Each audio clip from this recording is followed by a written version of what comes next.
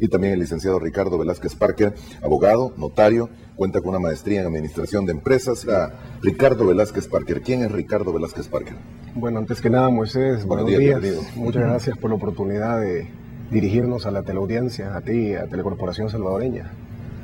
Ricardo Velázquez Parker es un joven salvadoreño comprometido con los altos ideales a los que está destinado El Salvador, comprometido con una misión de repente espiritual, porque creo firmemente que el Señor nos llama a todos los salvadoreños a ser luz y sal de la tierra, y creo y tengo la convicción de que los salvadoreños tenemos todavía mucho que aportarle al mundo. El Salvador tiene un nombre privilegiado, tiene el nombre del Señor, y ese nombre nos da una misión como sociedad de ser luz de la tierra. Yo soy una persona multifacética. Me encanta la lectura, el deporte, la sociedad, me encanta el estudio de diversos temas. Me gusta mucho estar enterado de la realidad nacional, pero principalmente buscar la manera de servir, haciendo lo que uno hace en el entorno donde uno se encuentra. Muy bien. Tu apellido me hace pensar, ¿eres pariente del doctor Rodolfo Parker? Sí, es mi tío. ¿Es tu tío? Sí. Ok, y bueno, está consciente que estás en el grupo 300. Está consciente.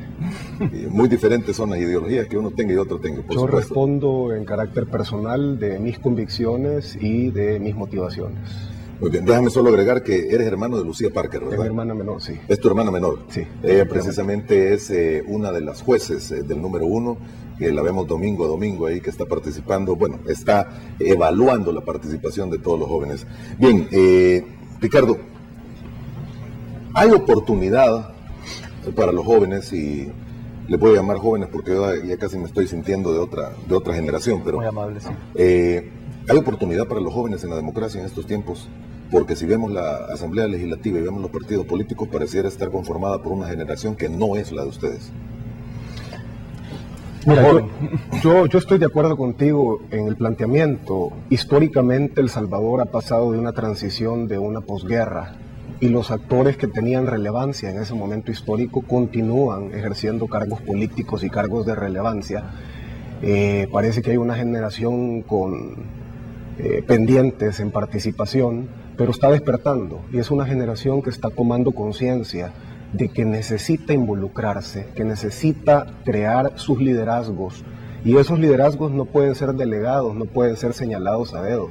Tú necesitas identificar quiénes tienen potenciales, quiénes tienen ideales, quiénes tienen un compromiso con El Salvador, y esa gente empieza a manifestarse en redes. Yo creo que las redes han sido la herramienta más importante que ha permitido escuchar la voz de una cantidad de talentos. Tú me mencionabas a Lucía Parker y el programa. Imagínate la cantidad de salvadoreños talentosos que tienen el potencial de brillar en el mundo y que nosotros no habíamos apreciado porque simplemente no había habido una exposición de estas personas. Pero estas redes sociales han permitido que los jóvenes empiecen a manifestarse y a tocar los oídos y los corazones de muchos políticos que ya no pueden darse el lujo de ignorarlos. ¿Por qué en este momento? Contextualmente, y tengo que regresar a las redes, ¿por qué en este momento? Antes era mucho más fácil para el político que le dejáramos pasar algunas prácticas obscuras, subterfugios, elementos de contaminación política que no eran de la luz pública, porque los medios no tenían el acceso en tiempo real a lo que estaba pasando. Hoy cualquier salvadoreño se vuelve fiscal de la realidad nacional con una cámara, un teléfono celular, un tuit, y el político ya no puede seguir realizando actos condenables sin que hayan unos ojos, unas orejas y un corazón fiscalizando esas acciones. Así como tú mencionas, hay las redes sociales, es difícil evaluarlo y hay que saber cómo se hace, pero... Nos repite una frase que la nobleza obliga, y en El Salvador hay una clase privilegiada, y es privilegiada por su educación y por su formación y porque ha tenido la oportunidad de repente de viajar, de conocer otros contextos, y eso lo vuelve un salvadoreño valiosísimo, porque uno de los principales activos que tiene una nación es la educación de su sociedad. Esta gente con la mejor educación de repente se da cuenta introspectivamente y a través de su análisis del entorno que tiene la obligación de participar con sus talentos, ya no para el engrandecimiento de su entorno privado, sino que tiene que devolverle a un país que se encuentra en crisis parte de sus energías, parte de su corazón, para poder sacar adelante nuestro país. Si no nos involucramos nosotros, nadie lo va a hacer. Uno no puede seguir esperando que alguien haga algo. Te tenés que involucrar tú como salvadoreño con tus convicciones. Cuando usted dice nos tenemos que involucrar, los jóvenes, con las convicciones de cada quien, cualquiera piensa, bueno, son grupos de apoyo al doctor Quijano, porque en determinado momento podrían estar esperando alguna posición dentro de un eventual gobierno a partir del 2014. Yo te agradezco la pregunta porque no y te la hago con toda la honestidad y tranquilidad del mundo. Es una pregunta válida. Mira, yo creo que en la naturaleza del ser humano la aspiración a un puesto es algo completamente natural. El poder es parte intrínseca de... natural y válido. Natural y válido en una pirámide de Maslow de realización de un ser humano. Pero ese poder tiene que tener contrapesos y esos contrapesos tienen que tener garantías de que hay entes fiscalizadores y de que hay vigilantes. Entonces, cuando tú dices los jóvenes tienen alguna aspiración con el candidato, yo creo que la sociedad en general tiene aspiraciones que no han sido resueltas y que no se han visto representados hasta el día de hoy. Y se necesita un cambio generacional, pero ese cambio generacional no solamente se refiere a los menores de 40 años, también hay una generación que se le denominó la generación perdida, de personas mayores de 60 años, con talentos, personas con una experiencia valiosísima, que podrían hacer una dupla idónea, excelente, con jóvenes y no tan jóvenes, que pueden funcionar como mentores, inspirando a estos jóvenes a seguir una ruta con valores, con responsabilidad. Es una fórmula que no tiene... es cierto, hay una resistencia natural al cambio. Yo creo que no es sostenible en el tiempo esa vieja forma de hacer política, dadas las condiciones de la realidad actual. Y los políticos son astutos y se dan cuenta de eso. El éxito está en que no nos permitamos contaminarnos con esas viejas formas de hacer política y que verdaderamente nuestros valores y nuestras convicciones pesen a la hora de la toma de decisiones en el futuro próximo. Muy bien, vamos a continuar hablando de esto. Una pequeña pausa y volvemos con nuestra segunda parte de este programa.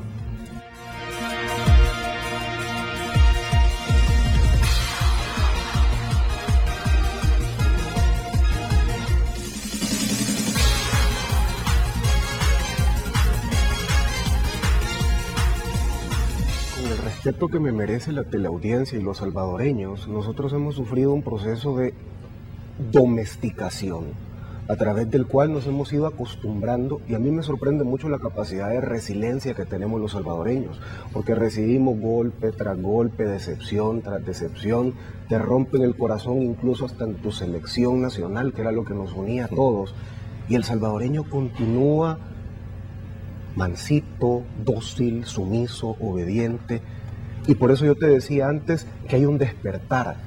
Yo tengo una metáfora que me gusta mucho utilizar en mis redes sociales que dice que en tierra de ciegos a los que pueden ver los linchan por órdenes del tuerto. Pero ese despertar se vuelve algo colectivo cuando esa persona que ya entendió y que su percepción ya no deja que la manipulen, empieza a entusiasmar y a motivar a otros. Oye, tú tienes un poder, tú tienes una importancia. Y quizás como movimiento de la sociedad civil nosotros tenemos la responsabilidad de decirle a los salvadoreños, ustedes son importantes, ustedes tienen valor, ustedes son los que tienen la capacidad de transformar esta realidad. Cuando estas personas despiertan y empiezan a aglutinarse y empiezan a congregarse, y tú los ves congregados en universidades, tanques de pensamientos, iglesias, tú los ves en las comunidades, empieza a cambiar la dinámica del poder, porque entonces esa conformación de personas despiertas se empieza a trasladar hacia arriba desde las alcaldías, desde las gobernaciones, hacia el poder, sus necesidades, sus postulados fundamentales, qué es lo que necesitan para el desarrollo, qué es lo que no están dispuestos a tolerar, y entonces cambia la dinámica del poder. Perdón, ¿querías decir algo? Sí, fíjate que nosotros somos defensores de la institucionalidad, creemos en las instituciones y creemos en el fortalecimiento de las instituciones. El órgano judicial tiene distintas instancias donde se puede revisar el accionar de la instancia anterior, se puede hacer un seguimiento documentado en qué se han fundamentado los conceptos y los criterios, las pruebas de cargo y de descargo.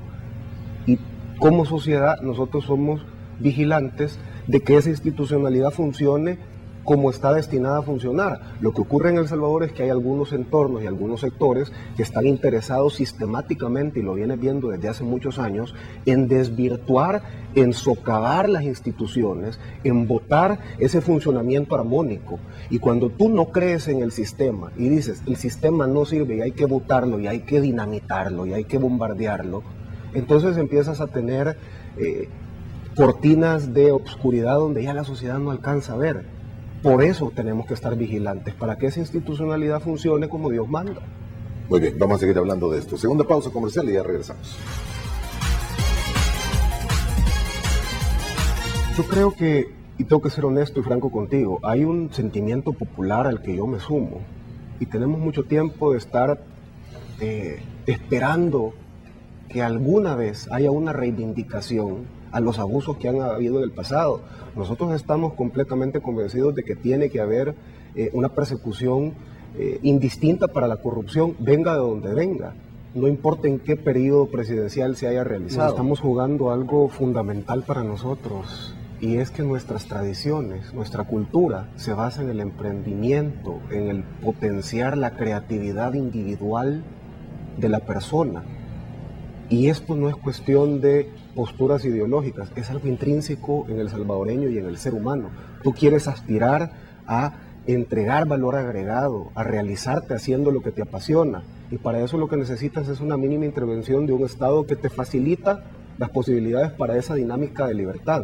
Yo me suscribo a una ideología liberal, y dentro de esa libertad que yo defiendo también, aunque no comparta posturas de personas que me critiquen o de personas que contrapongan mis argumentos, yo defiendo totalmente su derecho de hacerlo. Y en eso consiste la dinámica de vivir en libertad. Y si tú te das cuenta, la sabiduría popular mundial, hay unas migraciones hacia países donde hay mayores libertades de que la persona emprenda y salga adelante mediante su esfuerzo. Son los países que tienen mayores movimientos de personas, los países que tienen represiones y que restringen esa libertad del individuo, son países a donde nadie quiere viajar. Y eso ya te indica que no es cuestión de ideología, es algo que llevas adentro del corazón.